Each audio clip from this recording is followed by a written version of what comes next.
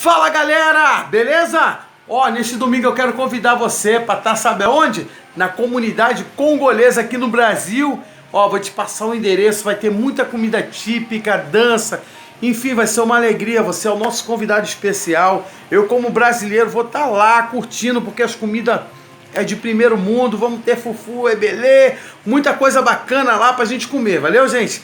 É divertimento total neste domingo. Vamos estar lá, ó, comemorando junto esse dia 30 agora, viu? Nesse domingo, como eles falam, desmanche, domingo é desmanche.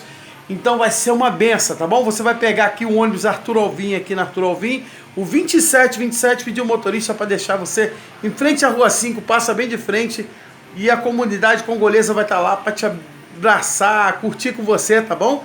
Arthur Alvim, você vai pegar o 2727 e vai estar lá com a gente, hein? Eu vou falar só um pouquinho aqui em Lingala, porque eu gosto muito deles, eu aprendi, e você também pode aprender, gente, ó.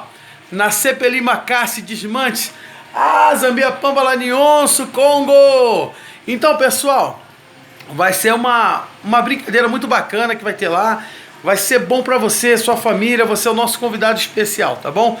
Nesse domingo, tá bom? Bairro Aie Carvalho, 2727. Referência, Arthur Alvim, você é congolês, angolano, você sabe que a comida é a mais gostosa do Brasil. Vocês sabem que lá faz coisas boas demais, tá bom? É lá no Bar do Sérgio, vamos estar todo mundo lá, tá bom? Um abraço, ó, na CPL.